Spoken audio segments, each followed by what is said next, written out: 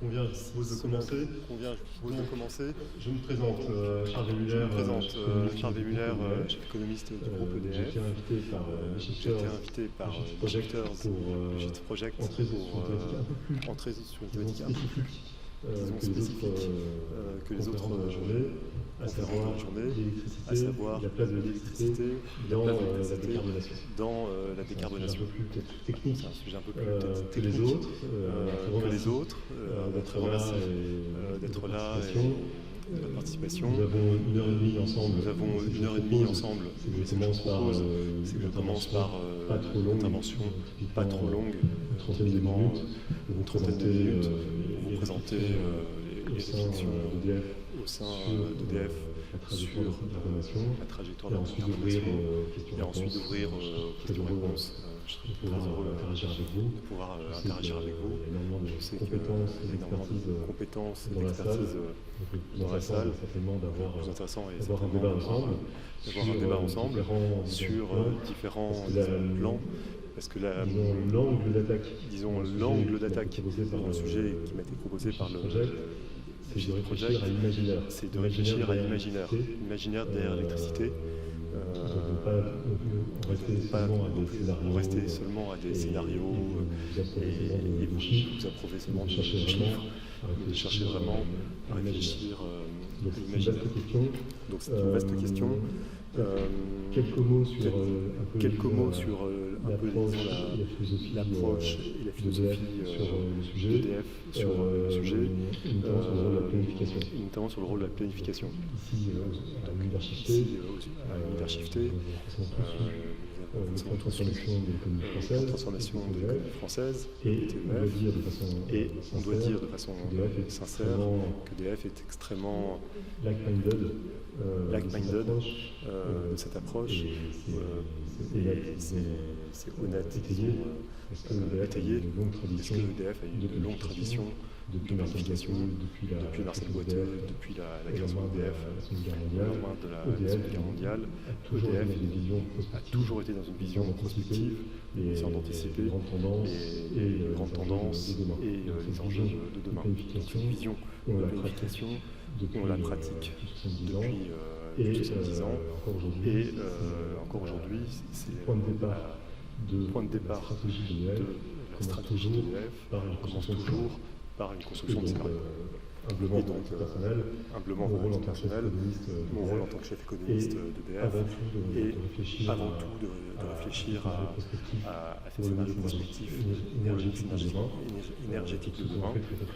Donc ce qu'on fait très concrètement au sein d'EDF, c'est de construire des scénarios qui soient crédibles, cohérents, qui atteignent les cibles climatiques pour réfléchir à la meilleure trajectoire de décarbonation pour l'économie française, européenne et mondiale. Donc, ce qui est très clair, et ça je crois qu'il n'y a pas l'ombre d'un doute et d'un dissensus sur ce point, c'est que l'objectif premier, c'est la lutte contre le changement climatique. Nous ne sommes pas climatologues au sein d'EDF, je ne suis pas climatologue en tout cas, et donc pour moi, je prends ça comme une contrainte exogène.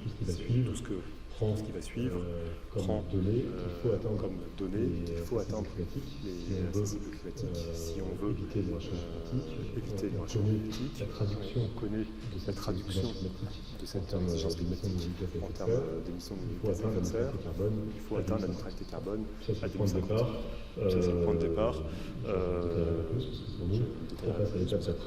On passe à l'étape d'après, à savoir quelles sont les conditions techniques, économiques et sociales pour y arriver. Et là, pour le coup, ça devient, disons, impliquant et mobilisateur pour nous parce que on se sert de notre expertise et de notre expérience d'énergéticien, d'électricien, pour se poser la question comment y arriver à cette neutralité carbone. Et désormais, je vous montre des chiffres qui sont issus d'analyses internes d'EDF sur les grands messages. Il commence à y avoir un relatif consensus, à savoir que pour arriver à atteindre un changement carbone, il faut un changement radical de vie, a commencé un changement radical de la façon de produire, de consommer l'énergie. On est assez au clair sur le fait que le problème vient avant tout de l'énergie, parce que les émissions des effets de serre, ça vient de l'énergie, comme Gilles projette très bien dans ses différents écrits. L'énergie, c'est le système nerveux de toute la société. Il faut s'attaquer à la planification de ce système nerveux si jamais on veut décarboner la société de façon ordonnée et acceptable pour tous, et voire même désirable à 2050. Et pour ça, le résultat des analyses c'est qu'il y a un très fort effet ciseau. Entre une baisse drastique de consommation d'énergie. Ce qu'on appelle l'énergie finale, c'est l'énergie qui est vraiment utilisée pour les usages finaux. Donc je ne compte pas ici la consommation d'énergie intermédiaire. Typiquement, quand il y a de l'énergie qui est utilisée pour convertir l'énergie entre différents vecteurs, là c'est vraiment dans nos usages finaux. Et c'est en cela qu'on rejoint un débat sur la décroissance, la sobriété, ces trois concepts-là, de la baisse de la journée, de la baisse de consommation d'énergie finale. Il va falloir le faire. Il va falloir le faire violemment. On parle bien de quasiment de moitié la consommation d'énergie finale, c'est particulièrement violent dans les chiffres. La question c'est de savoir si ça va être violent dans la réalité, et c'est là où la question de l'imaginaire est intéressante. C'est le premier message clé, la première tendance. Le ciseau vient du rôle de l'électricité dans le mix énergétique, d'énergie qui seront consommées malgré tout en 2050, parce que même si on diminue de moitié la consommation d'énergie, il y aura toujours des terawattheures, c'est limité, mais beaucoup d'énergie qui seront malgré tout consommées en 2050. Je reviendrai sur le débat de Cobien. Là aussi, il y a consensus sur le fait que l'énergie ne sera pas à zéro. Consommation d'énergie ne sera pas à zéro. Donc à partir de là, il y a la question de comment ça se produit cette énergie-là. Et nos analyses en termes d'EDF consensuels originaux, c'est que l'électricité va jouer un rôle prépondérant dans ce mix décarboné de 2050. Paradoxalement, alors que la consommation finale d'énergie diminue drastiquement de moitié, la consommation d'électricité, elle, va augmenter. C'est pas totalement qui n'est pas totalement évident déjà à mesurer et ensuite à mettre en œuvre. Donc c'est là où la question des imaginaires est intéressante, parce que ça, ce sont des chiffres qui sortent d'analyses économiques sur en termes climatiques, en termes de CO2, en émissions de CO2, en termes économiques, des différents moyens de consommation d'énergie. Mais derrière ça, c'est vrai, c'est une grande question posée par le chiffre, de savoir qu'il y a l'imaginaire derrière.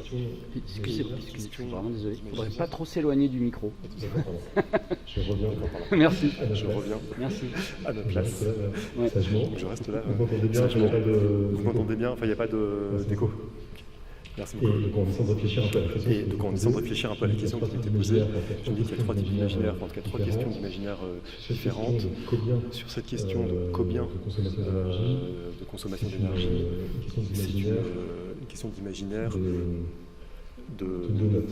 Si je puis me permettre, je cite la philosophe Kate Hayworth qui parle de l'économie du donut, qui se pose la question de comment concilier le plafond des limites planétaires avec le plancher des besoins essentiels. Et donc c'est une question, c'est une façon de réfléchir à la question assez profonde. Parce qu'on ne peut pas seulement dire qu'il suffit de baisser drastiquement la croissance et la consommation d'énergie. Parce que face à ce plancher, il y a aussi ce plafond, il y a aussi un plancher qui est que l'énergie est un bien commun, est aussi un bien essentiel. Vous ne pouvez pas priver, vous ne pouvez pas exclure qui que ce soit, tout individu, d'une consommation minimale d'énergie.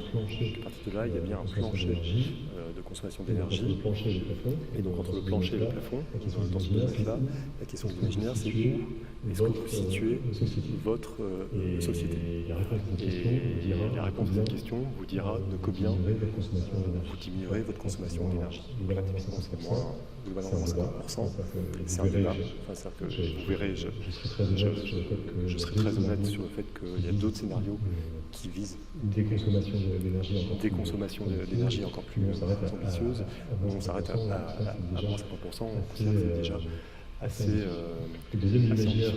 Le deuxième imaginaire que je vais aborder, c'est plus au sein de la production d'électricité et d'énergie en général, la question de la concentration et de la production diffuse. Et là aussi, c'est une question un peu technique, économique, de savoir si un panneau solaire sur un toit est plus ou moins efficace d'un point de vue climatique et économique qu'une centrale nucléaire. C'est une question un peu d'ingénieur, mais c'est aussi une question disons, plus sociétale derrière, de savoir si on veut que l'énergie, l'électricité soit produite de façon centralisée ou planifiée ou de façon un peu plus diffuse dans les territoires.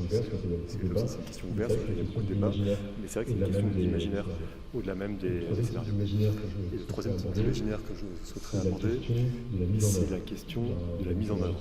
À partir du moment où on se sera mis d'accord sur un mix énergétique optimal, et donc issu d'un travail de prospective, comme peut le faire le shift dans le plan de transformation de l'économie française, comme on le fait dans ce type de scénario, on arrive avec des chiffres. La question, c'est comment est-ce qu'on met en œuvre. Et là, il y a un troisième type d'imaginaire à mobiliser. C'est une question aussi ouverte, un peu du mode de fonctionnement de la société, entre d'une part un extrême la planification, et à l'autre extrême la délégation, la décentralisation par différents types de cibles. Et donc c'est là aussi une question ouverte entre planification et décentralisation. Sur ces trois types d'imaginaires, on va dire le plancher versus plafond, concentration versus diffusion et planification versus décentralisation. À chaque fois, j'apporterai des questions un petit peu des réponses un petit peu de Normand. C'est une approche un peu de solutions ingénieurs, de solutions intérieures. Est-ce que notre conviction, c'est que les solutions extrêmes en coin sont jamais très bonnes. Il faudra à chaque fois un peu un mix. Sur la première question, il ne faut pas toucher le plancher, il ne faut pas toucher le plafond. Sur la deuxième question, il ne faut pas tout centraliser, il ne faut pas tout envoyer de façon diffuse. Sur la troisième question, il ne faut pas non plus tout planifier, ni tout décentraliser. Voilà, donc toutes les questions d'équilibre, toutes les questions de curseur et de choix, c'est aussi cela qui est intéressant dans ces questions. Alors, si je reviens un peu plus sur le sujet d'aujourd'hui, l'électricité, je passe sur cette description de nos scénarios. C'est juste pour vous dire que c'est un scénario inter-EDF, qui est normatif, qui prend pour, disons, contrainte en tant que donnée d'entrée qu'il faut atteindre la neutralité carbone 2050, qui ensuite construit une trajectoire qui soit optimisée d'un point de vue climatique et économique. Nous ne sommes pas les seuls à le faire. La stratégie nationale bas carbone le fait. Et donc, si vous voulez comparer notre scénario à des scénarios que vous connaissez probablement, le scénario AMS, le scénario avec une mission supplémentaire de la stratégie nationale bas carbone, a exactement la même philosophie. Mon point, c'est d'essayer de repérer ces questions de convergence, des points de convergence et de divergence dans ces différents scénarios. Les scénarios, vous en avez énormément. Vous avez sûrement entendu parler des scénarios de RTE, gestionnaire du réseau de transport d'électricité, futur énergétique 2050, l'ADEME en 2021. L'ADEME fait aussi un gros travail de scénarisation et de réflexion sur l'imaginaire autour de ces scénarios, des mégawatts, le CRME, des groupes de réflexion étrangers, je pense notamment à Agora Energiewende en Allemagne. Tout ces instituts construisent des scénarios sur la recherche quel est le mix pour nous, à savoir quel est le mix énergétique optimal à 2050. Il y a donc 3 gros points de convergence. Globalement, le premier que j'ai déjà indiqué, il va falloir baisser drastiquement notre demande d'énergie finale. Deuxièmement, l'électrification des usages a un rôle prépondérant et en croissance très forte dans les mix énergétiques, parce que l'électricité, d'un point de vue objectif, est une énergie particulièrement efficace. Pour gagner en efficacité énergétique à cible de baisse de demande d'énergie, l'électrification est un levier de choix. Donc évidemment, l'électricité bas carbone. Et donc le troisième point, c'est à partir du moment où l'électricité a un rôle prépondérant dans la décarbonation, il faut décarboner sa production d'électricité, c'est évident. Comme vous savez, EDF a un des mix les plus décarbonés au monde grâce à son énergie renouvelable, à son énergie nucléaire. Évidemment, ça va dans l'autre sens, mais on le fait de façon objective. On n'est pas du tout à dire qu'il faut 100% du mix qui soit composé de nos propres technologies. J'y reviendrai. J'y viens dès maintenant sur le point de divergence. Le point de divergence, c'est sur l'ambition sur le premier point. À partir du moment où il faut baisser la demande d'énergie finale, la question c'est le combien. C'est la question, c'est l'ambition de sobriété qu'on se donne face aux besoins sociaux essentiels. Et donc c'est là où il y a un point à trouver dans le donut entre les planétaires et les besoins essentiels. Ensuite, de façon un peu plus, disons, technologique, technique, il y a une question sur les gaz décarbonés. Dans le mix que l'on va viser à 2050, vous avez par prépondérant d'électricité, 70%, vous avez aussi des énergies renouvelables au-delà du secteur électrique, typiquement la chaleur renouvelable, pour ne citer qu'une, mais il y a aussi une place prépondérante en croissance pour le gaz décarboné. Qu'est-ce que c'est que le gaz décarboné? Ce sont des gaz de deux types. Ou bien des biogaz, du gaz qui est produit à partir de biomasse, d'éléments biologiques, ou bien du gaz de synthèse, donc du gaz, CH4, qui est reconstitué par une opération chimique.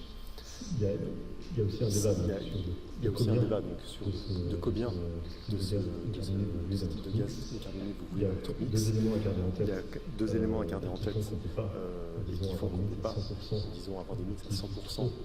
Ni de biogaz ni de gaz synthèse. C'est d'une part sur le gaz, le gisement de biomasse illimité, que ce soit la biomasse solide, gazeuse, le gisement illimité, puisqu'il est lié à la biodiversité et à votre, disons, capital naturel. Donc c'est une source d'analyse de combien de biogaz vous pouvez mettre dans votre mix énergétique. Et pour ce qui est du gaz de synthèse, il y a une autre limite qui est que la production de gaz de synthèse est très coûteuse en énergie. Typiquement l'électricité, et donc c'est là aussi on est relativement objectif transparent, parce que en tant qu'électricien, on va très bien plaider pour énormément de gaz de synthèse qui est produit par électrolyse, qui ferait encore plus augmenter la consommation d'énergie totale d'électricité. C'est juste que c'est pas crédible, parce qu'au bout d'un moment, il faut quand même produire toute cette électricité, et accessoirement c'est coûteux.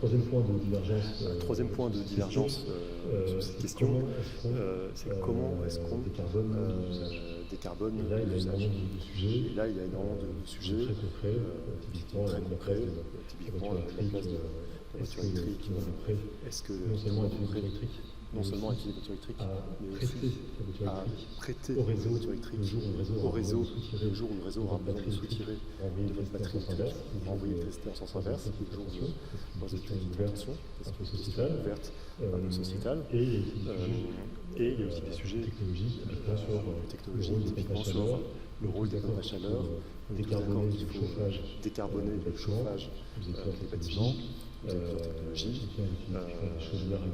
typiquement des chaudières à gaz avec du gaz décarboné, avec toutes les limites que je viens d'indiquer, ou bien vous passez à la pompe à chaleur qui fonctionne à l'électricité et qui, elle, est propre et a un rendement énergétique plus important. Mais là aussi, c'est des questions de combien, parce que le filière industrielle derrière se développe. Un autre type de question aussi un peu technologique porte sur les besoins de flexibilité. Un point important, que on est tous convaincus que les énergies renouvelables électriques, la production d'électricité à partir d'éoliennes, photovoltaïques, va se développer de façon totalement exponentielle en France comme dans d'autres pays. Et ça, c'est quelque part très bien ainsi, puisque ce sont des technologies qui sont matures, de moins en moins chères. Le seul problème qui se pose, c'est que la production d'électricité ainsi produite est intermittente. Et ça, comme vous savez, l'électricité n'est pas stockable, et donc ça pose un problème. Comment est-ce qu'on gère cette intermittence de production d'énergie et d'électricité?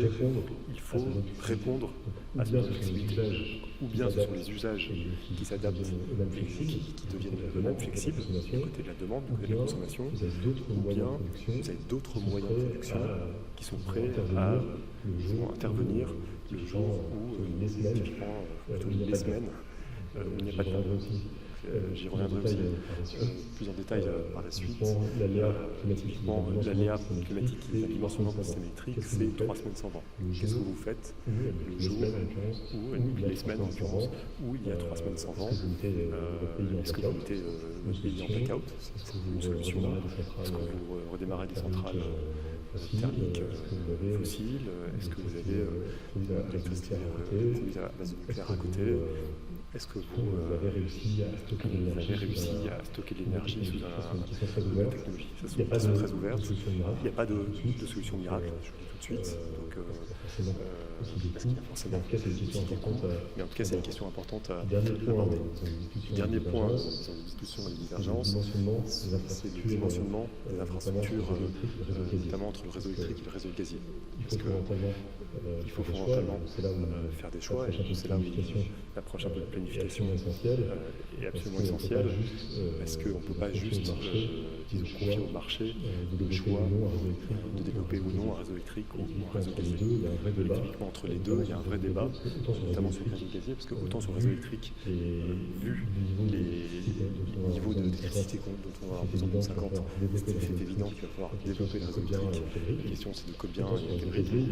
Autant sur le réseau gazier, il y a une vraie question existentielle pour les infrastructures de gaz. À partir du moment où le gaz est une énergie fossile et qu'on veut en sortir, qu'est-ce qui va advenir du réseau gazier? Est-ce qu'on veut passer par des profils en disant ce sont des coûts échoués, on l'oublie, on le décommissionne, c'est à le reconvertir dans un réseau pour l'hydrogène, parce qu'on croyait à l'hydrogène, que l'hydrogène peut être un gaz décarboné, qui fait partie de la solution au titre de la partie violette du carbone. Ce sont des questions ouvertes. Donc ce sont des questions ouvertes. Maintenant, je vais rentrer un peu plus dans le détail de ces différents points avec quelques chiffres. Parce qu'il n'y a pas de chiffres. L'idée, c'est juste de vous donner un peu notre vision, disons, objectivée et technico-économique, avant ensuite de vraiment ouvrir une session de questions-réponses. Tout aussi, si c'est plus intéressant. Tout aussi, si c'est plus intéressant d'échanger avec vous. Mais pour vous donner, disons, une matière, je rentre maintenant du coup un peu secteur par secteur sur les grandes tendances que l'on voit et très concrètement qu'est-ce que ça implique en termes d'action. Donc pour commencer par le bâtiment, il y a également 3 gros secteurs. Bâtiment, industrie, transport, en termes de situation énergétique. Sur le bâtiment, à chaque fois je rappelle un peu l'ambition en termes d'énergie finale et je mets la traduction en termes de notion de l'électricité. L'électricité, c'est une partie du mix énergétique. Et donc, dans le cas du bâtiment, c'est assez disons, illustratif, éloquent. Il va falloir diminuer de moitié la consommation d'énergie finale du bâtiment. Pour autant, la consommation d'électricité va globalement être stable. Pourquoi stable? Parce que fondamentalement, vous avez 2 effets qui vont en sens inverse et qui se neutralisent globalement dans les chiffres. D'une part, c'est le gros effort de rénovation thermique des logements. Donc ça, ce qu'on met dans nos scénarios, c'est une accélération de l'effort de rénovation thermique des logements, des réhabilitations thermiques. Donc ça, clairement, ça fait baisser votre consommation d'énergie, y compris d'électricité, parce que vous gagnez en efficacité énergétique, à l'usage donné, enfin à niveau de chauffage donné, ça coûte moins cher en énergie. Mais en face de ça, vous avez, pour décarboner votre mix énergétique consacré aux besoins du bâtiment, vous avez un déploiement massif de la pompe à chaleur. Ça, pour le coup, ça vous fait augmenter votre consommation d'électricité. Sur l'industrie, c'est un petit peu plus, univoque, parce que l'électricité fait partie des solutions pour décarboner les processus industriels. Et à partir du moment où vous gardez une ambition industrielle, y compris de réindustrialisation, pour des raisons de souveraineté, pour des raisons de maîtrise des processus technologiques, vous n'avez pas une si grande baisse de la consommation énergétique de l'industrie, seulement moins 9% dans un mix qui baisse de moins 48% en termes d'énergie. Donc c'est quand vous combinez cette relative stabilité de la consommation énergétique avec une très forte électrification des processus industriels, vous êtes passé à une forte augmentation de la consommation d'électricité qui est affectée à l'industrie. C'est un sujet urgent parce que l'industrie, on dirait comme le bâtiment, mais sur l'industrie c'est probablement un petit peu moins prégnant dans la réflexion collective. Il y a des gros effets, disons, de piège. Si jamais vous renouvelez vos équipements industriels sur des technologies carbonées, vous êtes coincé pour globalement 30 ans. 30 ans, la durée d'amortissement d'un équipement industriel. Donc c'est dans ça qu'il y a vraiment d'urgence à lancer ce genre de changement d'usage et de décarbonation des process. Et enfin, un troisième secteur essentiel de la transition énergétique, c'est le transport. Et là, c'est désormais assez clair, parce que maintenant, disons, le schéma est lancé. La tendance est lancée. C'est le déploiement massif des véhicules électriques. Donc là, maintenant, il n'y a quasiment plus d'incertitude sur le fait que le véhicule électrique va devenir la technologie de référence pour la mobilité légère, voire même la mobilité lourde. La question maintenant se décale sur le transport routier lourd, pour savoir si même les poids lourds vont passer à l'électrique ou pas. En tout cas, toute notre flotte de véhicules va devoir être substituer de la voiture thermique à la voiture électrique. Ça forcément en consommation d'électricité, ça fait beaucoup. Du point de vue électricité, c'est quasiment zéro aujourd'hui, ça va passer à 140 TWh. Il faut bien avoir en tête qu'en termes d'énergie, c'est la tendance inverse, c'est absolument massive. Ça va faire au moins 60% de consommation énergétique, parce qu'on sort du fossile dans le transport à 2050. Donc vous avez globalement le courant S, assez classique pour ce genre de phénomène. Vous remplacez toutes les voitures, la technologie émerge, l'accélération au cours des années 2030, et vous avez la queue de comète, la queue d'US, pour arriver à 2050, à une flotte qui est quasiment totalement passée à l'électrique. La question qui est beaucoup plus ouverte, qui est très débattue en ce moment, concerne le transport aérien et maritime. Parce que là, dans ces chiffres-là, je ne mets pas le transport aérien et maritime, je ne le mets même pas encore là. Quand je fais la somme des différentes composantes de consommation d'électricité, là donc je passe en consommation d'électricité totale, bien voir, du point de vue d'un système électrique, combien de térawattheures il va falloir servir en 2050. Aujourd'hui, on a un peu moins de 500 térawattheures de consommation totale d'électricité. D'après ces projections, avant même le transport maritime et le transport aérien, on passe à peu près 700. C'est globalement assez massif. Je vais rajouter 200 TWh parce qu'il va falloir le produire. J'y reviendrai dans la deuxième partie. Juste une autre décomposition cette fois sur la consommation finale d'électricité, aux usages finaux. Vous voyez qu'il y a un peu trois grands types déterminants pour cette évolution. D'une part, il y a plus d'activité, parce que la population continue de grandir.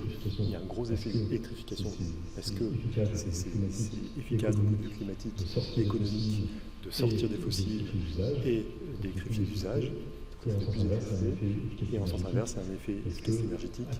Est-ce que à technologie électrifiée donnée, on gagne en efficacité à la fois dans la production et la consommation? Tous ces chiffres, c'est avant transport maritime et aérien. Un mot sur ces deux points-là. Donc la question, c'est comment est-ce qu'on va décarboner l'énergie qui est utilisée par les avions et les bateaux. Et disons, la tendance est de miser sur les gaz de synthèse et les biogaz. Donc là, pour le coup, on retrouve la partie violette du camembert du mix énergétique. Et ça, globalement, on est assez convaincu aussi que c'est vraiment les seules technologies à ce stade qui ont le potentiel pour décarboner le transport maritime et le transport aérien. Je veux dire, après tous les efforts de sobriété qui ont pu être faits pour diminuer la consommation énergétique du transport maritime et aérien, évidemment, pour le résidu qui reste, il n'y a que le biogaz et le gaz de synthèse en ce moment qui sont envisageables, mais même ces technologies-là sont absolument pas matures. Donc il y a une incertitude, non seulement sur leur utilisation, et sur l'électricité qu'il faudra utiliser pour les produire. C'est pour ça qu'il y a une grosse incertitude. On sait qu'il faut rajouter quelques dizaines de terawattheures. Est-ce que c'est 20, est-ce que c'est 40, est-ce que c'est 100? C'est le débat du moment. La prochaine stratégie française d'énergie climat, c'est globalement le gros décarbonat. Comment est-ce qu'on décarbone le transport maritime et le transport aérien? Je passe maintenant, juste un dernier mot sur le côté de la demande et de la consommation, on va passer à la production et donc à l'offre, et donc à le mix électrique en tant que tel, sur une vision un peu moins française. Tout ce que j'ai montré c'était extrêmement français. Qu'est-ce qui se passe en Europe et dans le monde? C'est assez simple. Tout le monde suit cette tendance-là d'électrification accélérée et paradoxalement, ça fait encore plus qu'ils ont accéléré dans d'autres pays.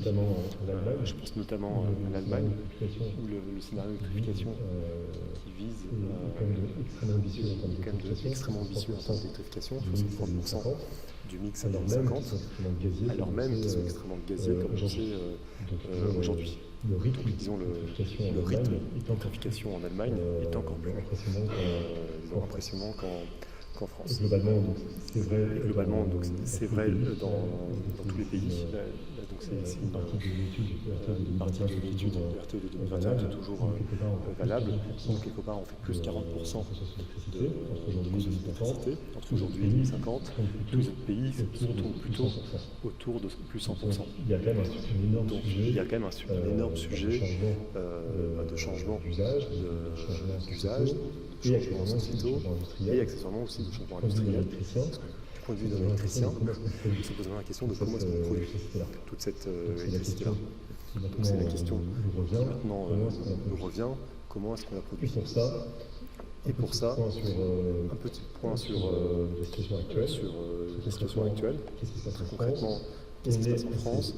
On est assez spécifique, c'est probablement parce qu'on a une grande part de l'électricité qui se base sur la technologie nucléaire. Vraiment,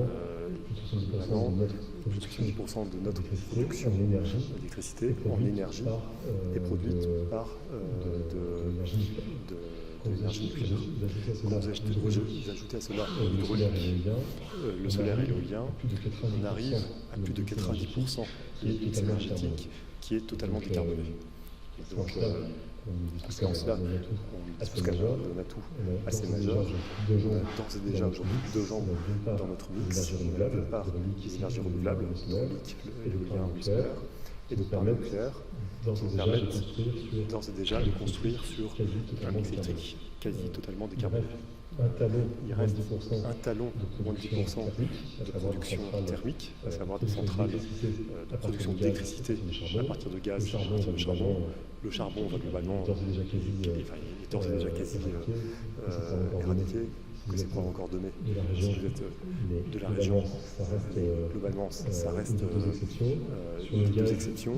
Sur le gaz, il y a un débat de savoir est-ce qu'il faut garder ce genre de centrale pour les besoins de flexibilité. J'y reviendrai, mais en tout cas, quantitativement, c'est beaucoup plus mineur dans le cas de la France que dans d'autres pays. Le deuxième point important à avoir en tête sur la situation actuelle, c'est la balance commerciale électrique. Nous vivons dans un système totalement interconnecté, c'est globalement plutôt une force, parce que c'est aussi un élément de résilience de pouvoir s'échanger l'électricité entre la France, l'Allemagne, le Royaume-Uni, l'Espagne, en fonction de la situation du vent, des humidité des centrales des uns des autres. Comme on le voit avec une perspective très historique, la France est massivement exportatrice d'électricité grâce au parc nucléaire à la fin des années 70. Depuis le développement, notamment la production éolienne en Allemagne et en Espagne, cette balance commerciale excédentaire, c'est relativement je dois bien avouer que l'année 2022 est le contre-exemple, où à cause de notre très faible disponibilité du parc nucléaire, la balance commerciale s'est inversée. C'est la première fois depuis la fin des années 70.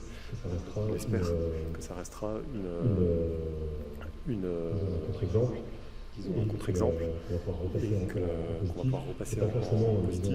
C'est pas forcément, exporter pour exporter qui nous intéresse, mais c'est avant tout cette capacité de s'assurer les uns les autres par les interconnexions. Donc, deuxième point important sur la situation du mix électrique français aujourd'hui. Et troisième point essentiel, par la conséquence des deux premiers, c'est qu'on bénéficie d'un mix électrique plus décarboné, clairement d'Europe, voire du monde, sauf pays, disons, spécifiques qui peuvent faire du 100% hydraulique, globalement.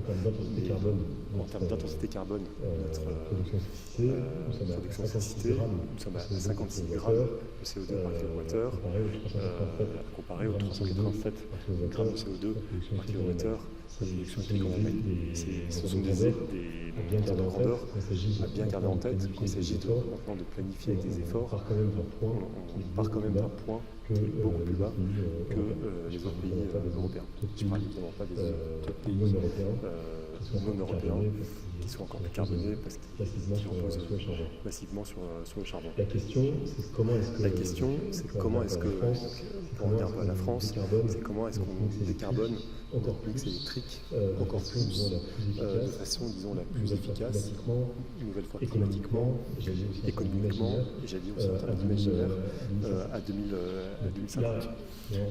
Là, on se base sur le rapport de RTE de 2021 qui maintenant fait référence. Il y a globalement deux scénarios qui minimisent les complets du système électrique, qui sont vraiment les plus efficaces, les plus optimaux d'un point de vue économique et social. Ce sont des scénarios dans le jargon jargonneux, des scénarios N2 et N03, mais globalement, ce sont des scénarios qui relancent un programme de construction de centrales nucléaires pour remplacer les centrales existantes qui ont été construites à la fin des années 70. Donc il y a bien un sujet de renouvellement. C'est simplement du renouvellement de capacité de production nucléaire. La question, c'est de combien on met le curseur. Est-ce qu'on vise 40 gigawatts de capacité installée de production électrique nucléaire en 2050 ou 50 gigawatts. 40, en tout cas, ça paraît le minimum. Juste pour référence, aujourd'hui, on est à 53 gigawatts. Pour atteindre déjà 40 gigawatts comme un plancher, il faut quand même construire 14 nouvelles centrales nucléaires, ce qui est déjà un défi industriel. Si on veut arriver à 50 gigawatts, qui serait l'optimum socio-économique. L'optimum étant, parce qu'il y a globalement une complémentarité sans trop rentrer dans le technique, vous m'interrogez dessus dans les questions.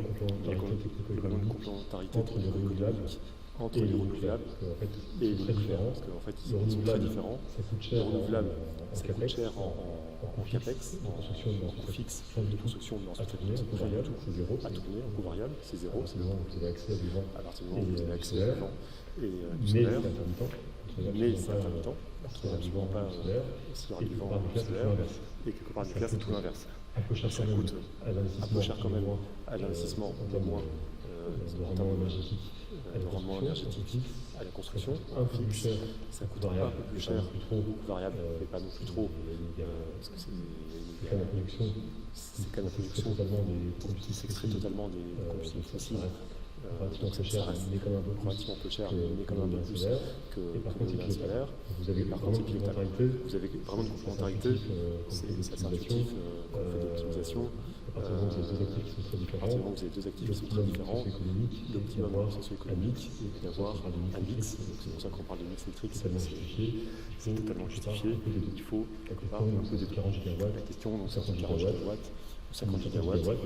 Si vous voulez 50 gigawatts, il faudra plus que 14 EPR. Est-ce que vous voulez construire plus d'EPR? Est-ce que vous voulez plus petits réacteurs nucléaires, les SMR, les Small Modular Reactors, ou alors est-ce que vous voulez prolonger de quelques années la durée de vie des systèmes existants? C'est un débat qui est ouvert, qu'il faudra avoir de façon démocratique, organisé par le parc public, mais en tout cas, vous avez ces trois leviers-là, plus d'EPR, des SMR, des centrales nucléaires, et une prolongation, évidemment, avec toutes les garanties de sûreté nucléaire, des centrales existantes. Pour rentrer un peu plus dans le détail maintenant, des trajectoires de montée à 2050. Là, je vous avais parlé des points d'arrivée à 2050 avec une neutralité carbone. Donc, quelque part, c'est une exigence, c'est ce qui est requis si on veut être neutre carbone 2050.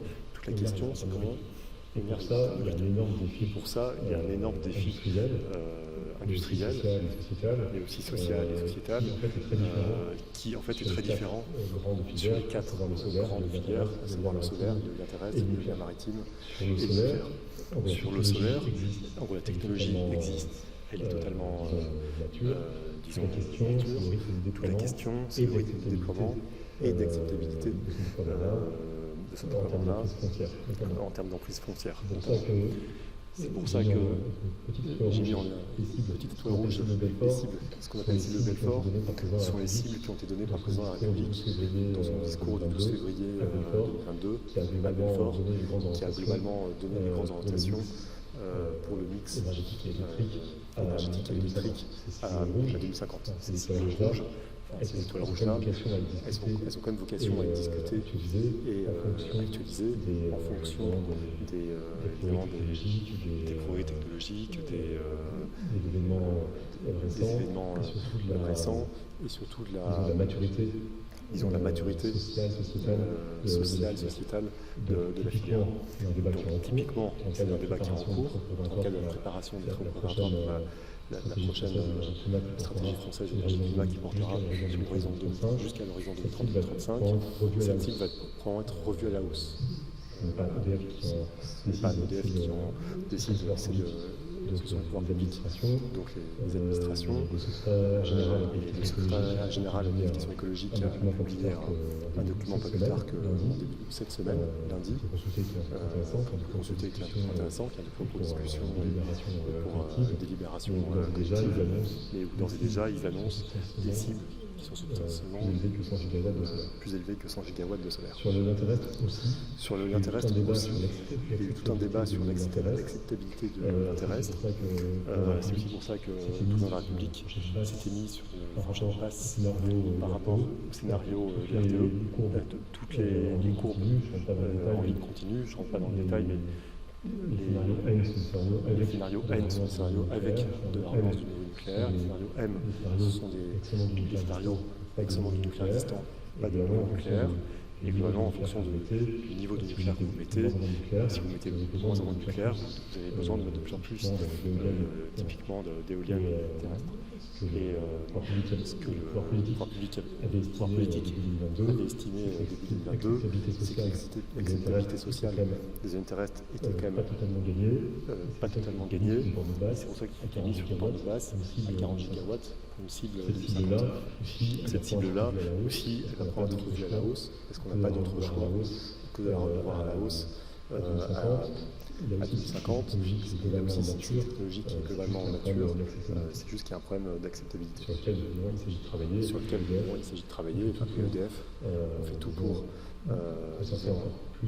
concerter encore mieux, également pour accélérer le rythme de déploiement des éoliennes terrestres. Et enfin, sur l'éolien maritime, là pour le coup, c'est un problème technologique, parce que la technologie n'est pas encore mature, notamment l'éolien maritime flottant. On ne se base plus sur des pieux, mais sur des flotteurs, ce qui permettra d'aller plus loin, d'éviter le problème d'acceptabilité des éoliennes maritimes près des côtes, et surtout de toucher des zones encore plus venteuses. Là, la cible de Belfort ces 40 gigawatts, elle sera probablement globalement confirmée parce qu'on n'a pas d'autres nouvelles technologiques qui nous permettraient d'accélérer. Et enfin, quatrième, ils ont pilier du mix électrique à 2050, c'est le nucléaire. Et ça, j'en ai déjà parlé.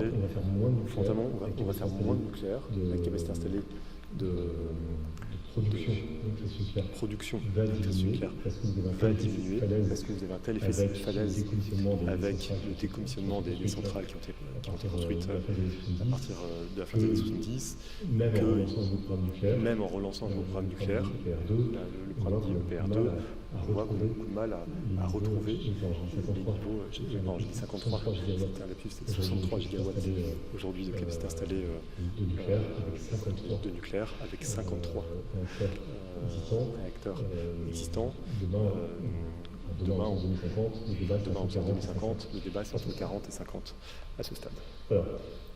Pour ne pas être trop long, je vais juste finir sur un dernier point un peu technique, un peu spécifique au secteur électrique, mais qui est effectivement intéressant, parce qu'il soulève aussi des questions sociétales et d'usage de l'électricité, ce sont les besoins de traçabilité. Et là, pour le coup, c'est des choses assez nouveaux, parce qu'au-delà de l'intuition qu'on a tous de dire il y aura de plus en plus d'éoliennes et de solaire, donc l'électricité sera de plus en plus intermittente, donc ça va poser un problème. La question, c'est de combien, et le problème, et qu'est-ce qu'on fait pour répondre à ces besoins de flexibilité. Fondamentalement, on est obligé de distinguer entre trois types de flexibilité en fonction de l'horizon de temps sur lequel vous cherchez à transférer de la charge électrique. L'infrajournalier, c'est typiquement à cause du développement de la production d'électricité photovoltaïque. Vous avez un pic de production lié au pic du soleil en début de journée, en milieu de journée, et ce pic-là de production d'électricité solaire ne correspond pas du tout au pic de demande qui sont beaucoup plus bientôt le matin quand vous partez au travail et le soir entre 17h et 20h au moment où vous rentrez chez vous et vous lancez énormément d'usages domestiques. Vous avez un problème de transfert de charge électrique entre les deux, et c'est pour ça que ce besoin de flexibilité aux infragénés va exploser, va plus que tripler entre 2027, aujourd'hui, et 2050. Mais vous avez aussi des besoins de flexibilité à d'autres horizons de temps. Au niveau de la semaine, c'est globalement comme la journée, si je puis dire. C'est juste qu'on consomme un peu moins le week-end. Et donc, il y a un sujet de lissage de la charge électrique entre les jours de semaine et le week-end. Mais le plus inquiétant, en tout cas le plus problématique, c'est les besoins de flexibilité, ce que j'ai appelé infra-annuel, mais surtout mensuel et plus. Et donc ça, c'est typiquement quand vous avez des mix électriques avec énormément d'éoliennes, et ça sera le cas en France, ça sera encore plus le cas en Allemagne, et que, pas de chance, vous avez 3 semaines sans vent. C'est un aléa climatique peu probable, mais la probabilité non nulle. Et à partir du moment où la probabilité non nulle, il faut se poser la question de comment vous dimensionnez votre réseau. Est-ce que vous êtes prêt à mettre tout votre système électrique en blackout? La réponse est plutôt négative. Et dans ce cas-là, il faut dimensionner votre système électrique pour répondre à ce besoin. Et ce besoin du coup de flexibilité mentionné plus, transfert de charge, vous voyez, il augmente et il augmente encore plus. Donc il mise massivement sur l'énergie éolienne. Donc comment est-ce qu'on y répond? Sur la flexibilité journalière, globalement, on n'est pas très inquiet. Parce qu'on a en gros deux technologies qui vont se développer.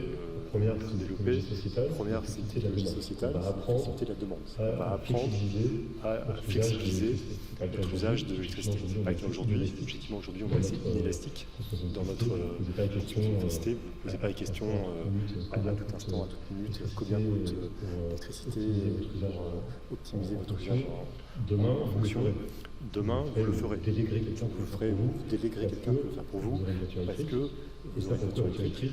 Et ça, pourquoi la voiture électrique? C'est un usage qui va être optimisé. Il y aura forcément, disons, un service qui sera rendu de lissage de la charge de la matrice de votre voiture électrique, de la charge et de la décharge, si même vous êtes prêt à être payé au réseau quand il y en a besoin. Et les batteries, c'est globalement comme une batterie électrique, ce sont des batteries stationnaires que l'on peut mettre ou bien le ménage résidentiel, ou bien directement connecté au réseau. Ce sont globalement des technologies qui vont vous permettre d'assez facilement lisser les pics au sein d'une journée. Le seul problème de ces technologies-là, c'est que ils ont des constantes de temps relativement faibles. On parle de 4 heures, 6 heures. Donc ça marche, pour l'activité journalière, ça marche pas plus. Le problème, c'est l'effectivité mensuelle. Et là, pour le coup, non seulement le besoin d'augmenter avec la pénétration des éoliennes, et pour y répondre, là, vous êtes un peu plus embêté, parce que globalement, vous avez 3 solutions. Vous avez bien les interconnexions avec les pays voisins. Ça, c'est quelque chose qu'il va devoir développer, avoir plus d'interconnexions avec les pays voisins, mais vous n'êtes pas non plus à l'abri d'un arrêt climatique qui va transmettre sans vent, non seulement en France, mais aussi en Allemagne, en Espagne. Donc c'est une solution qui marche, mais qui n'est pas totalement, miracle. L'énergie nucléaire, c'est une partie de la solution, parce que là, pour le coup, c'est la production électrique qui est pilotable, qui s'adapte aux besoins, en tout cas qui est manœuvrable, qui peut s'adapter typiquement quand il n'y a pas de vent. Produire plus quand il n'y a pas de vent. C'est juste qu'il y a quand même un plafond. On ne va pas non plus doubler notre investissement en centrale nucléaire juste pour répondre au cas de figure où tout le parc photovoltaïque et éolien se mettrait à l'arrêt. Donc ce n'est pas non plus totalement miracle. Et enfin, on revient un peu sur les technologies de gaz décarboné, biogaz et de synthèse appliquées à la production électrique. Donc vous pouvez imaginer d'utiliser ces gaz décarbonés, biogaz ou gaz de synthèse, pour produire de l'électricité. C'est ce qu'on appelle les boucles power to gas to power, au sens où vous utilisez de l'électricité pour produire du gaz décarboné, en l'occurrence du gaz de synthèse, par électrolyse. Typiquement, vous pouvez utiliser des panneaux solaires pour récupérer l'électricité et produire de l'H2 à partir d'eau. Concrètement, cela va produire de l'hydrogène. C'est juste une perte énergétique, passer de 100 TWh à 75 TWh. Ensuite, vous pouvez adjoindre du CO2 à cet hydrogène par méthanation, ce qui est plutôt bien, parce que en l'occurrence, vous augmentez du CO2 dans la manœuvre. Et ça vous donne du gaz de synthèse, du CH4. Du CH4 synthétique. Et ce CH4 synthétique, vous pouvez l'utiliser directement dans vos centrales de production d'électricité à partir de gaz. Aujourd'hui, ces centrales, comme le CCG, le gaz marche, gaz fossile, gaz méthane, CH4. Demain, on peut imaginer que ces mêmes centrales fonctionnent avec du ICH4, du gaz de synthèse, du méthane de synthèse. Donc ça, c'est tout à fait possible, c'est juste que ce n'est pas encore totalement mûr comme technologie. Et surtout, l'autre inconvénient, c'est que toutes ces boucles-là présentent un rendement énergétique très faible. De l'ordre de 20 à 30%, vous aviez 100 TWh électriques au départ, vous vous retrouvez à 30 TWh électrique à l'arrivée. Vous pouvez toujours dire oui, mais le solaire c'était gratuit en termes de coût variable, 30% de zéro c'est toujours zéro. Néanmoins, vous voyez bien qu'à chaque fois il y a quand même beaucoup de coûts fixes d'investissement, et donc il n'y a pas de miracle, parce que ça c'est une loi thermodynamique, on ne peut pas l'abattre, vous pouvez l'optimiser à la marge, mais fondamentalement il y a des lois chimiques et thermodynamiques sous-jacentes qu'on ne peut pas dépasser, et donc ce genre de technologie-là, de solutions, sont envisageables, mais seront chères. Il faut le savoir. Donc c'est des choses typiquement qui font partie de la solution. Il vous apprend besoin d'un mix entre interconnexion, production décarbonée et énergie nucléaire quand sociétalement votre pays est prêt à réinvestir dans le nucléaire. Un pays qui refuse le nucléaire comme l'Allemagne, ils sont obligés d'imaginer plus de moyens de production décarbonée avec les limites que je viens de dire. Juste un tout dernier mot sur la flexibilité, sur la prise d'interconnexion. C'est juste pour chiffrer qu'on va avoir de plus en plus d'échanges avec nos voisins, parce que c'est bien, c'est assurantiel dans les deux sens. Ce qui est intéressant, c'est que quand vous rappelez le graphe que je vous ai montré sur la balance commerciale électrique, un peu unidirectionnelle, toujours dans le même sens, de la France vers ses pays voisins, demain, de par la volatilité de la production d'énergie renouvelable, ça ira vraiment dans les deux sens. Il y aura une vraie valeur assurantielle aux interconnexions électriques entre les pays. Et un tout dernier mot, en 2 minutes, pour tenir le temps pour les questions, sur les règles de l'organisation du secteur énergétique en général. C'est un peu mon troisième dilemme en termes d'imaginaire. C'est au-delà de l'imaginaire de notes, donc le plancher de plafond, l'imaginaire, concentration des instituts diffus, pour savoir le ballon nucléaire versus éolienne. La troisième type de question, c'est planification versus décentralisation. Et là aussi, la réponse sera un peu de normand, mais fondamentalement, on a besoin de plus de planification dans le secteur électrique.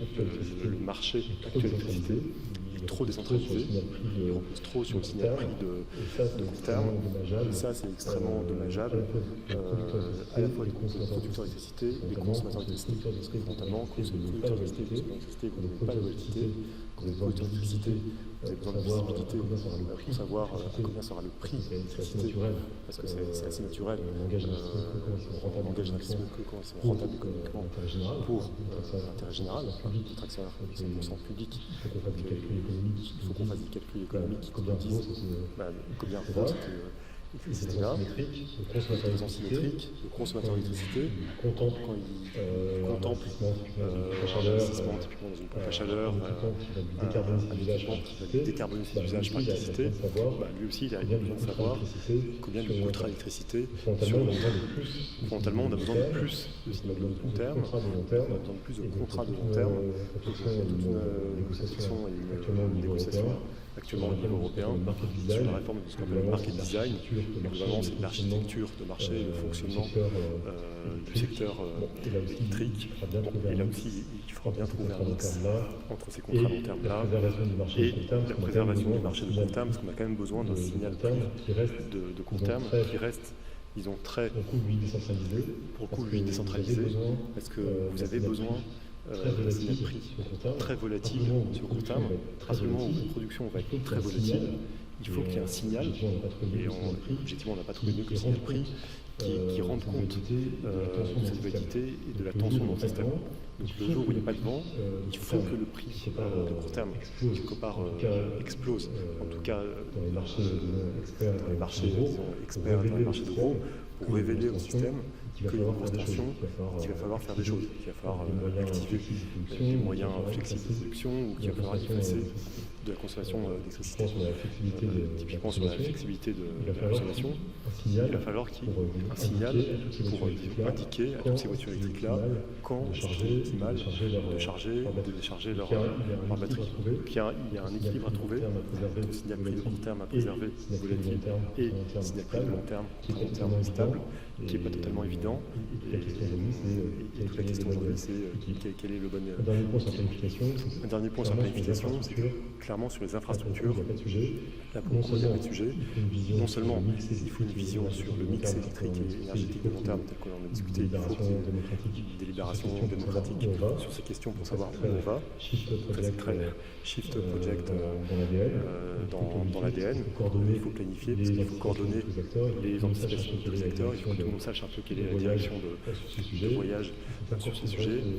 C'est encore plus vrai sur les infrastructures gazières, électriques, et avec une dimension européenne pas totalement évidente, parce qu'il faut aussi qu'on s'accepte dans nos différences. On n'a pas tout à fait les mêmes mix, pas du tout les mêmes mix de production électrique, notamment entre la France et l'Allemagne, et il faut sortir un peu des guéguerres, des positions objectivement stériles, parce qu'à la fin de la journée, comme vous voyez, on a besoin de toutes les de toutes les technologies.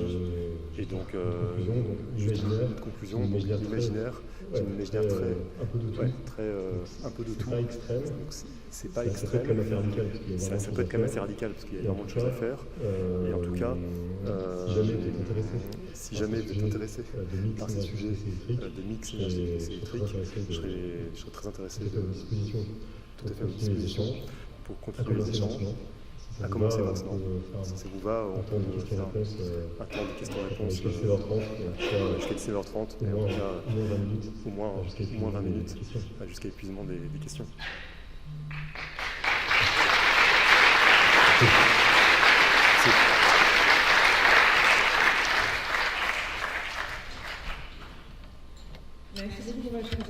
Merci beaucoup pour votre présentation, c'était très intéressant. Vous avez mentionné beaucoup de contraintes. Il y a la contrainte réglementaire qui n'a pas forcément été mentionnée, notamment en France, par exemple, on est très en retard sur tout ce qui est échange d'énergie au sein de communautés, ce qui existe par exemple en Belgique, et c'est quelque chose qui est quand même un gros frein en France.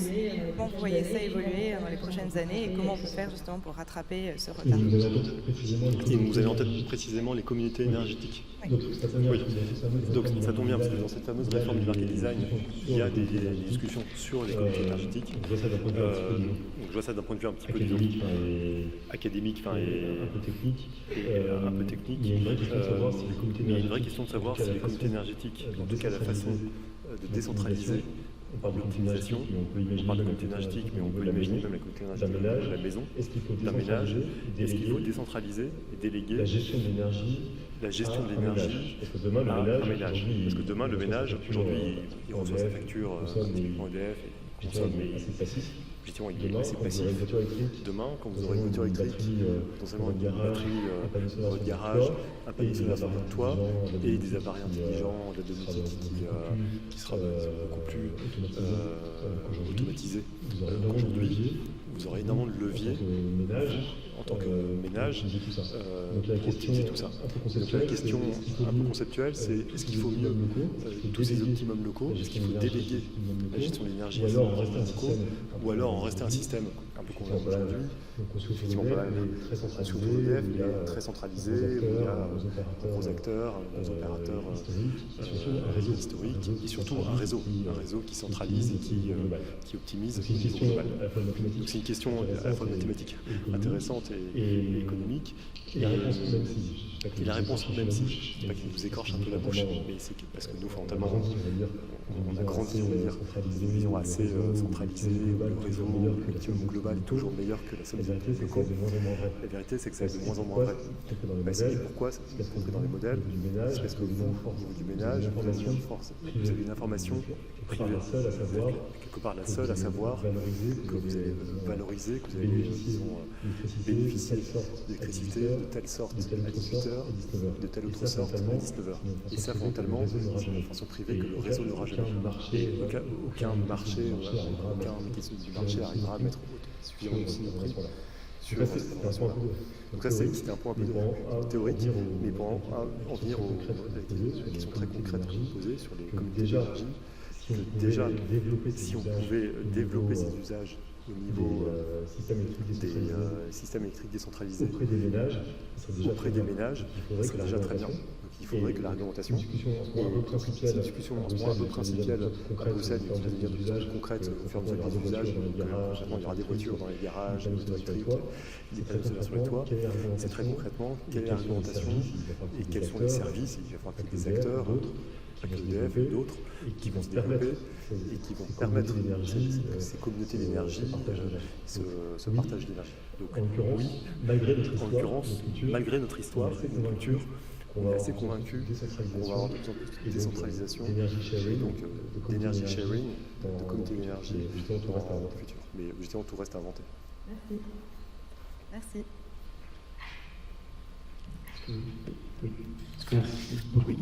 Merci beaucoup pour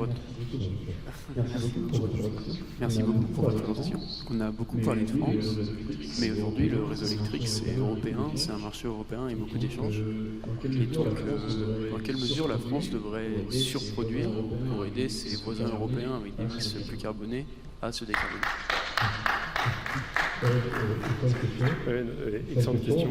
Quelque part, aujourd'hui, on surproduit, historiquement, mais on doit bien avouer qu'en ce moment, la planification énergétique, elle est faite au niveau national. Les débats sur ces chiffres-là, on va les avoir à l'automne. En tout cas, le gouvernement annonce des débats à la fois parlementaires et publics sur cette question du mix énergétique, notamment à l'horizon 2035 au niveau national.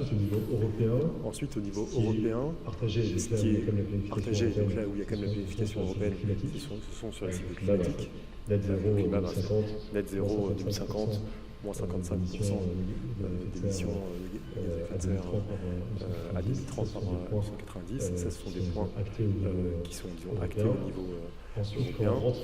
Ensuite, quand on rentre à l'étape d'après, qui est la composition du mix électrique, la vérité, c'est que c'est extrêmement privé et polarisé. Nous, on a envie de dire, de par notre nécessité et notre capacité de produire de l'électricité décarbonée très vite, mais bon, aller dire à un Allemand que son électricité viendra de France, c'est un sujet, et produit à partir de l'énergie nucléaire. Donc c'est une vraie question. C'est une vraie question, parce que tous ces calculs-là, quelque part, techniquement, on peut les faire au niveau européen. Là, je vous ai montré les chiffres qui sortent un peu de l'utilisation économique français, mais disons, c'est relativement exportable au niveau européen, sous contrainte des interconnexions existantes. Donc, tout à fait avoir des résultats sur le mix énergétique optimal. La vérité, c'est un très bon point, c'est que ce n'est pas fait aujourd'hui au niveau européen, c'est fait au niveau des États membres nationaux, pour des raisons un peu politiques, historiques. Ça serait bien que ça change. À la fin de la journée, c'est un peu aussi une réponse de Normand et politiquement correct, mais c'est assez vrai, c'est que notamment pour la flexibilité mensuelle, on va avoir besoin de tout le monde. Même nous, disons, producteurs d'énergie nucléaire, on n'est pas du tout à opposer. On a totalement dépassé l'opposition entre l'énergie nucléaire et l'énergie renouvelable. C'est pas du passé, c'est très clair. Rien qu'au niveau français, on a besoin des deux. Et même la production thermique décarbonée, avec des graphes comme ça, j'insiste un peu à la prudence d'en mettre 100%. Mais on est aussi conscient qu'on aura besoin de certaines mesures. Donc la question maintenant, c'est de combien. Et quand l'Allemagne nous dit que oui, ne vous inquiétez pas, l'hydrogène, on apportera. On ne sera pas capable de produire localement parce que ça coûte trop d'électricité, on a la place pour tous ces panneaux solaires-là de la première branche à gauche. Mais dormez bien, braves Français, ne vous inquiétez pas, on apportera tout du Chili. En termes, disons, de résilience et en termes d'invulnérabilité au risque climatique. Voilà. C'est juste pour dire que le débat est ouvert et on peut sûrement faire beaucoup mieux en termes de coordination européenne sur ces sujets. Merci pour votre intervention. Moi, j'avais une question sur les prix. Est-ce que vous anticipez une augmentation des prix de l'électricité? Parce que clairement, on a une demande pour une électricité décarbonée qui va augmenter, vu les réglementations, notamment des acteurs privés. Et l'offre a l'air clairement plus complexe à mettre en œuvre sur les capacités de réponse. Donc, si plus de demandes et moins d'offres, est-ce que les prix ne sont pas voués à augmenter en termes pour cette électricité? C'est une excellente question. C'est une excellente question. Et c'est une question qui nous anime. Rien qu'en termes de producteurs d'électricité, on a aussi besoin de savoir à combien on la vendra. On s'en vend combien, mais à quel prix. Évidemment, la réponse est très difficile. C'est pas que je me défausse, mais clairement, c'est beaucoup de facteurs grossiers. La hausse de la demande, notamment quand on commence à rajouter des térawattheures industriels, hydrogène et climatique, disons qu'il va y avoir une capacité aussi à payer cette électricité qui vont augmenter, qui vont tirer vers le haut le prix de l'électricité. Et en face, du côté de l'offre, c'est assez ambigu parce que aujourd'hui le prix de l'électricité il est quand même formé sur les coûts variables, parce qu'il y a ce marché de court terme qui éventuellement indexe le prix sur la variable derrière centrale à blé. Demain, aujourd'hui, c'est souvent la dernière centrale à blé. Votre moyen marginal de production, c'est souvent une centrale d'électricité à partir de gaz ou à partir de charbon, donc qui est indexé au prix du combustible fossile, le gaz, le charbon et le rendement énergétique qui va bien. Demain, quand vous aurez plus cette activité de production-là, les prix potentiellement seront de plus en plus bang-bang. C'est bien, le coût variable sera proche de zéro, parce que ce sera bien du nucléaire, bien de l'électricité éolienne, solaire, tout ça c'est un coût variable zéro ou marginal. Donc ça, du point de vue du prix, ça va être très baissier, mais il y a quelques moments où votre système de alimentation, le fameux aléa 3 semaines sans vent, notamment dans les pays qui n'ont pas de nucléaire, eux, ils vont mettre en route les boucles Power to Gas to Power. À ce stade, on n'a pas trouvé d'autres solutions que des boucles comme ça, et ça, comme je l'ai mentionné rapidement, ça va être très cher. Et donc, pour répondre à la question, la vérité sincère, c'est qu'on est très prudent, on se prononce, on peut affirmer que les prix vont être des prix plus volatiles, les prix fondamentaux qui sont vraiment déterminés par l'offre et la demande, et donc on prend passer par des moments à zéro, des moments à plus de 200 € le mégawattheure assez nettement, en moyenne. Ça va être très dur à dire. Dans tous les cas, il va falloir le stabiliser. C'est pas viable. Enfin, c'est déjà aujourd'hui très peu viable d'avoir une volatilité des prix.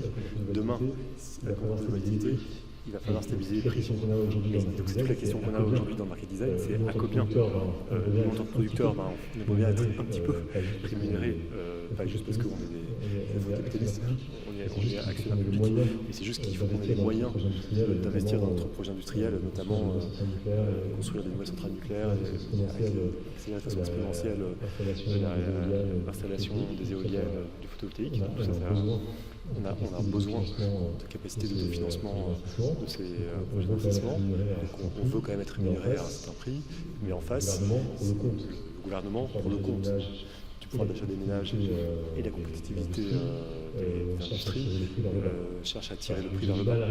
Voilà, donc j'ai du mal à répondre à votre question, mais globalement, ce ne serait pas totalement, disons, irréaliste de penser qu'en fait ça va être stabilisé de façon un petit peu administrée, d'une manière ou d'une autre, dans une sorte un peu d'arbitrage objectivé, mais entre les besoins de financement et d'investissement d'un opérateur comme EDF et le niveau d'acceptabilité du prix de l'électricité pour les ménages et pour les industriels. Bonjour. Une question qui suit un peu votre réponse là.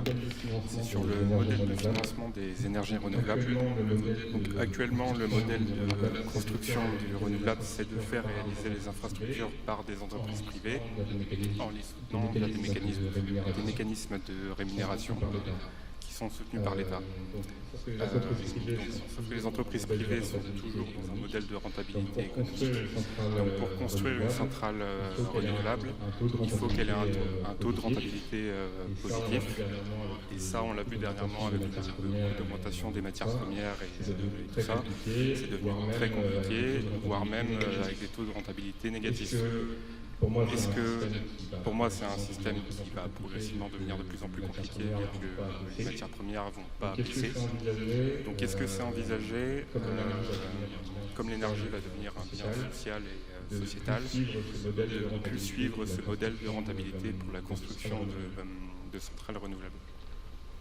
Ce sera une question directement liée aux réflexions qu'on a et négociations entre planification et décentralisation. Un point de réponse quand même, c'est que en fait, les renouvelables jusque-là se sont quand même développés grâce au soutien des compléments de rémunération qui viennent des finances publiques. Et c'est ça qui a permis de développer et de donner un peu l'impulsion. Quelque part, ça engendre le point. C'est qu'il n'y aurait pas eu ces soutiens-là, très probablement, il n'y aurait pas eu des développements des premières fermes éoliennes. Votre point est très pertinent, c'est aujourd'hui. Est-ce qu'il faut débrancher ces milliers de sociétés publiques, maintenant un TQG mature, le marché privé va pouvoir embrayer ou non? Est-ce qu'il faut toujours une intervention publique? Et justement, cette question, elle est non seulement elle est totalement pertinente, puisque c'est tout le débat qu'on a. Une fois qu'on a dit qu'on a besoin de contrats à long terme, parce qu'il faut stabiliser et qu'on n'aime pas la volatilité, la question c'est vous avez comme contrepartie devant vous signer ce contrat long terme. Est-ce que vous laissez ça au marché, donc c'est une partie privée, ou alors est-ce que vous êtes toujours l'État comme contrepartie qui en gros vous assure et vous apporte plus ou moins directement un soutien public. Donc, et là aussi, la réponse, elle n'est pas aux extrêmes, ça que nous semble.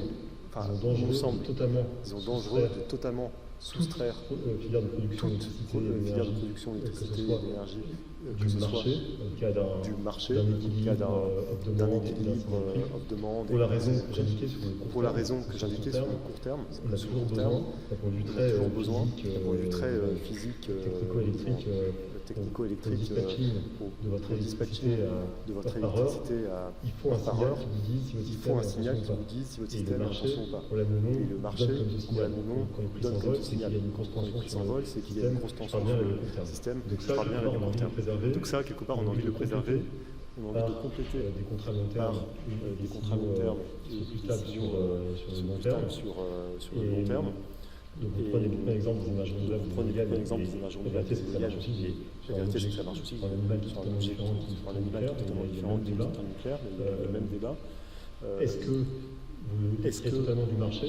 C'est l'État qui le finance totalement et qui ensuite gère totalement la vente de sa électrique. Ou alors est-ce que vous vous laissez sur le marché? Ce qu'on pense, c'est qu'il faut quelque chose un peu d'hybride. Votre éolienne, elle va quand même vendre sur le marché l'électricité sur le marché, parce que, encore une fois, c'est le marché. Quelle est la vraie valeur de l'électricité? C'est par heure, c'est du vent, c'est pas de vent. Et vu que c'est très court terme, c'est très difficilement manipulable. C'est le prix qui est relativement fiable. C'est le prix de marché court terme. Par contre, en termes de rentabilité, d'investisseurs, donc là on rentre un peu sur le sujet du contrat long terme, c'est une fois que vous avez vendu sur le marché, vous avez été rémunéré en conséquence, vous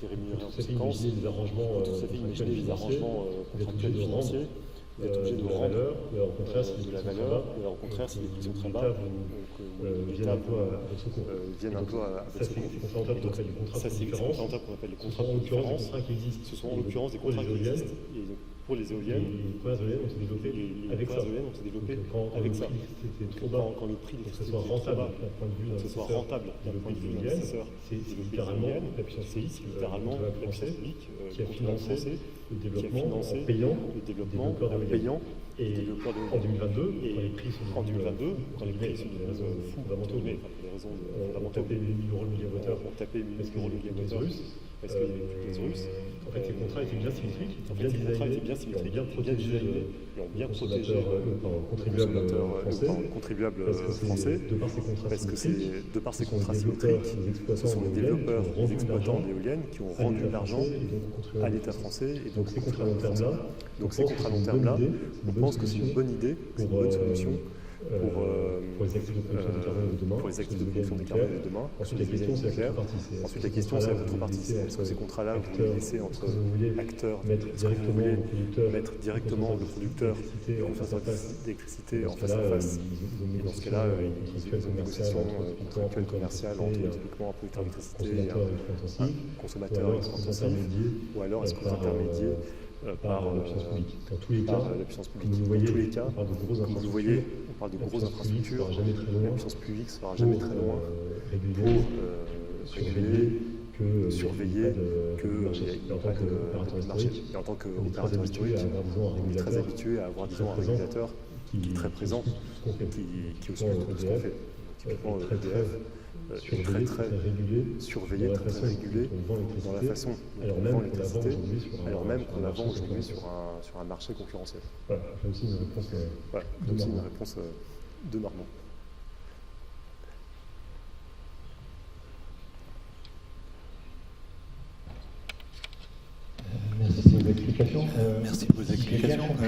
si j'ai bien compris votre scénario, il y a bien une décroissance, enfin une diminution de 48% de l'énergie utilisée entre 2019 et 2050. Oui. En 2019, on est 66 millions de Français. En 2050, dans votre scénario, combien il y en a? En 2019, il y a 41 millions de véhicules. En 2050, combien il y en a? Sachant qu'il y a 20 ans, 25 ans, il y avait à peu près 10 millions à la fois de Français et de véhicules en moins. Très bonne question. Très bonne question. Donc sur la croissance démographique, on a clairement une population française. On se cale totalement sur les projections démographiques de l'INSEE. Donc là, on n'a pas besoin d'expertise propre. C'est pour ça que la population continue de grandir en termes de nombre d'habitants et en termes de PIB par habitant. C'est-à-dire qu'il y a encore de la croissance verte, mais il y a encore un petit peu qui fait que c'est l'effet 93 TWh. Et donc ça coûte en termes de consommation d'énergie. À votre question, combien de Français on a en 2050? De tête, je crois qu'on est entre 70 et 75, parce que les projections démographiques de l'INSEE, en fait, on atteint un plateau démographique. C'est pas pire que l'Allemagne, mais on va quand même stabiliser la démographie française à 2050. Et en véhicule, aujourd'hui, on est autour de 40 millions. Véhicules légers. Disons qu'on voit un petit peu de sobriété. C'est un débat qu'on a avec le shift. Parce que dans le plan de transformation économique française, le shift voit quand même une baisse sensible de la flotte de véhicules, du nombre de véhicules. Nous, on doit dire qu'on est un peu plus conservateur, si on peut dire. Et donc, on a globalement une stabilisation, une petite décroissance. On a un petit peu de report modal, mais objectivement pas tant que ça. C'est ça. Pardon, parce que du coup, quand je dis moins de véhicules, c'est rapporté au nombre d'habitants. Quand vous croisez les deux. Oui, on est globalement en stabilité. Oui, on est globalement en stabilité. Très grosso modo. Je reviendrai vers vous quand même avec le chiffre précis. Parce que vous avez quand même ces deux effets inverses. On a fondamentalement une action de sobriété qui a moins de véhicules par habitant, mais vous avez quand même un petit peu plus d'habitants. Donc très grosso modo.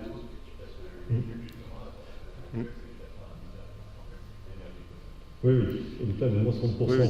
Le plan de moins 60% d'énergie finale dans les transports, c'est l'effet d'archi première ordre, c'est la marge extensive, c'est le passage, la bascule du véhicule thermique au véhicule électrique.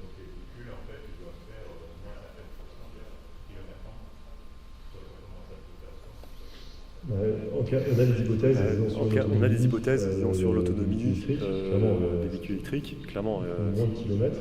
Ils font moins de kilomètres. Ils ne font pas non plus zéro. Autrement dit, moins 100%, c'est pas moins 100% des kilomètres. C'est vraiment parce que la consommation énergétique d'un véhicule électrique est moindre que la consommation énergétique d'un véhicule thermique. C'est avant ça Mais on peut en reparler. Bonjour, merci pour votre intervention. Et merci de partager. Ah oui.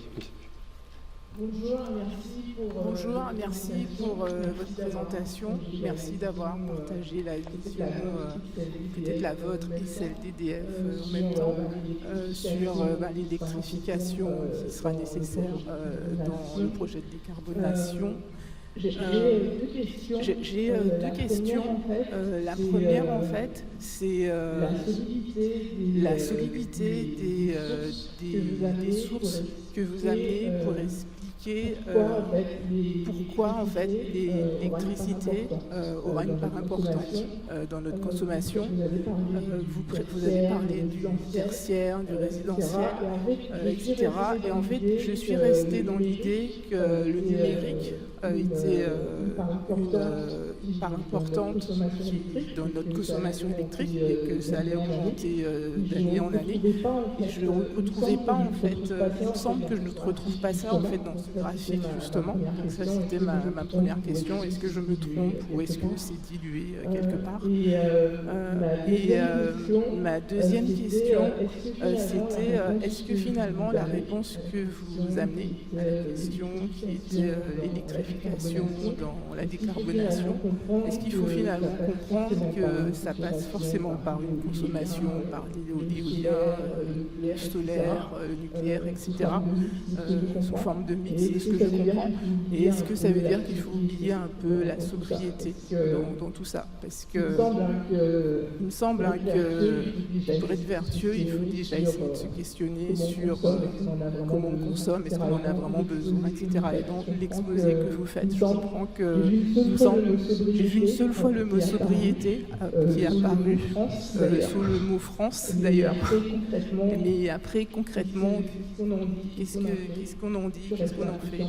Je suis restée un peu sur ma faim.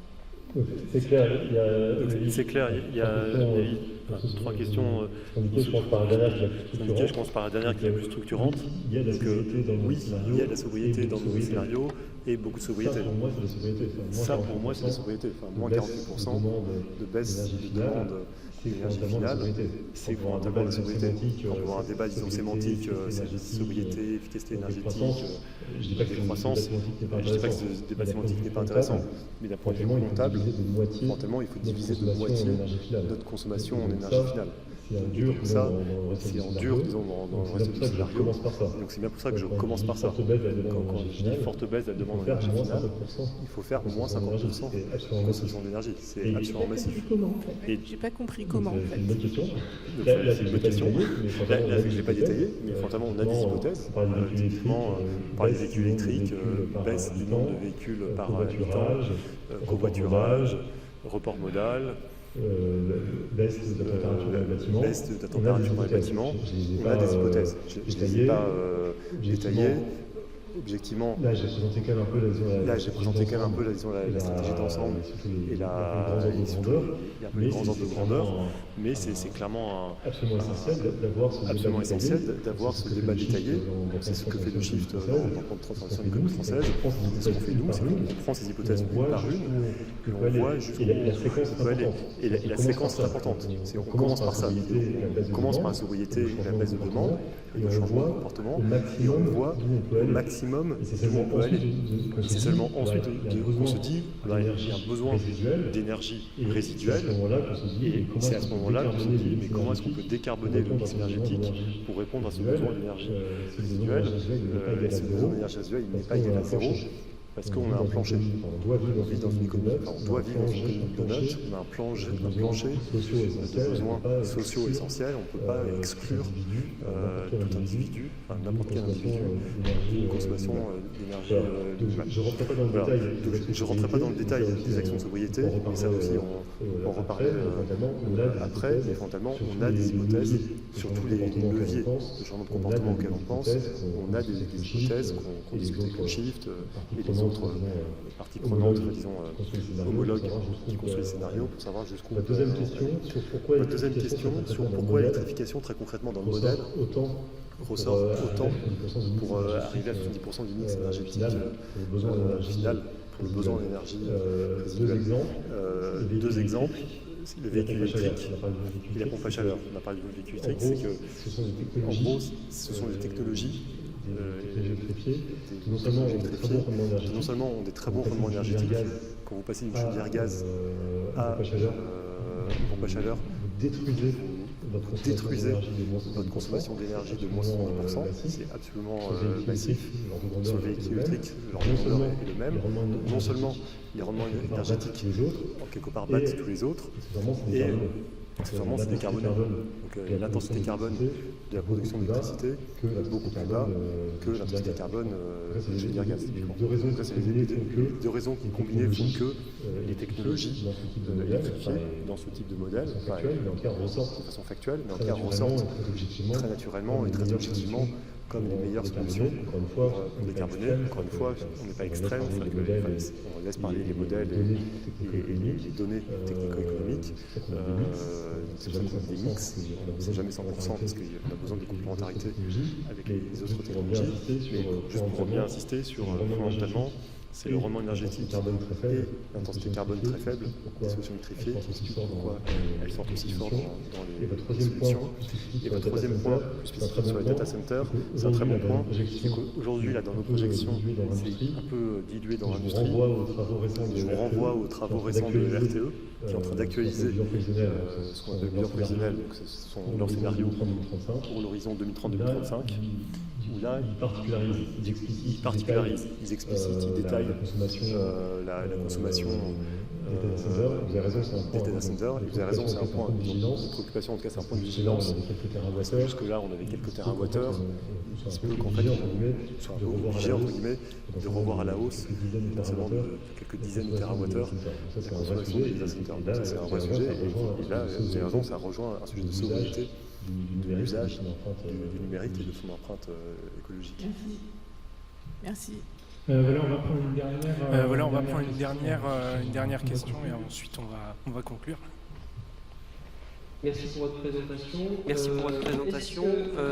Est-ce que EDF intègre les besoins en matériaux énormes que requiert cette électrification massive? Je pense évidemment aux métaux, lithium, cobalt, cuivre, voilà.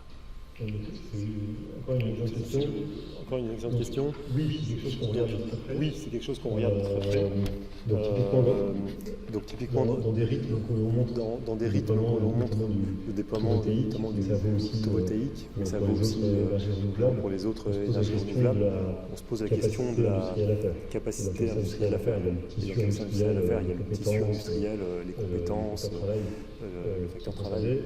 Et il y a aussi les facteurs de production, c'est est-ce qu'on aura tous les composants pour tenir ces rythmes et cette accélération des rythmes très ambitieuse des capacités installées. Et là aussi pour partager une question ouverte de façon très honnête, on se pose vraiment la question de la persistance du choc que l'on a vu, du choc récent. On a vu exploser pour certains composants, notamment d'équipements d'énergie renouvelable, savoir si cette persistance ont des coûts. Clairement, d'une part, est liée au contexte archi tendu suite à l'invasion de l'Ukraine par la Russie. Une autre part potentiellement due à la perception qu'on se rapproche de certaines limites planétaires de réservoirs de ressources naturelles sur certains de ces matériaux. Et la part entre les deux, Python, est très délicate à estimer. Donc c'est quelque chose que l'on regarde. Avec la R&D de l'expertise. On a de l'expertise sur les différentes filières. On essaye de construire une expertise sur l'approvisionnement de ces différentes filières. Je mentionne juste des matériaux qui sont pas si rares que ça, mais extrêmement clés pour l'électrification. Et puis d'autres matériaux auxquels on ne pense pas tout de suite, qui sont beaucoup plus pointus et qui peuvent devenir problématiques. Là aussi, mais ça mérite des discussions ultérieures. Mais c'est un travail qui mérite d'être fait à une maille très fine pour se poser la question où est-ce que ça va coincer et quand est-ce que ça va coincer. Mais en tout cas, quand je parlais d'économie de donuts, il ne faut pas seulement voir le plafond comme les émissions de CO2, il faut vraiment rajouter la pression sur l'extraction de ressources naturelles, un autre des plafonds, et pour ce qui est du secteur électrique, c'est clairement le point à rendre.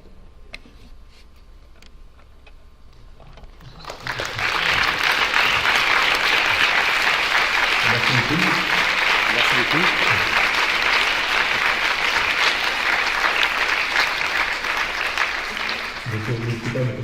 Donc n'hésitez pas à me contacter. Donc, si vous avez d'autres questions, c'est toujours frustrant de devoir arrêter au milieu des questions. Donc n'hésitez pas ou bien à discuter maintenant rapidement, même si ce sera déjà bien retardé, ou bien vous retrouvez facilement mon contact sur Internet. Je suis à disposition pour des échanges. Merci beaucoup.